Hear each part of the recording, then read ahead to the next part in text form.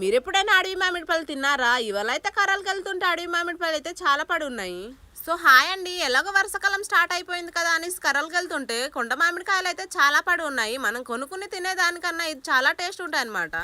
చూడ్డానికి మామిడి పళ్ళు చిన్నగా ఉన్న దీని టేస్ట్ అయితే చాలా బాగుంటుంది. మీరెంతమంది అడవి మామిడి పళ్ళు తినున్నారు కింద కామెంట్ చేయండి. ఈ సంవత్సరం అయితే కూత అయితే చాలా గట్టిగా వచ్చింది. ఈ వడగల వానల వలన కూత మొత్తం రాలిపోయి ఎక్కడో ఒక చోట అయితే కాయలైతే ఉన్నాయి. మామిడికాయ తినేసి కర్రల కోసం అయితే వచ్చేసాము. ఈ చెట్టు చూడండి పూర్తిగా ఎండిపోయి ఉంది. ఇవాళ అయితే ఈ చెట్టు పడేసి కొమ్మల్ని తీసుకెళ్లబోతున్నాము.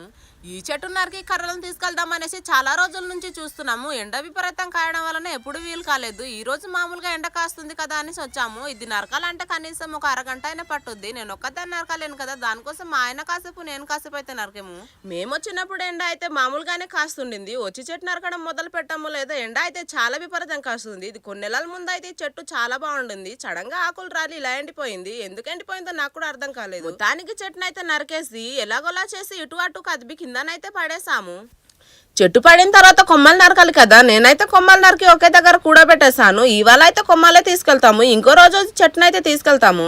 ఈ కర్రలు అయితే కొంచెం పట్టుకున్న పట్టుమని ఇరిగిపోతుంది. ఎందుకంటే చాలా రోజుల నుంచి ఎండిపోయింది కావున నేనైతే ఒకే దగ్గర కూడబెట్టేసాను. మోపు కడదామనేసి ఇలా పారుస్తున్నాను కర్రలన్నీ.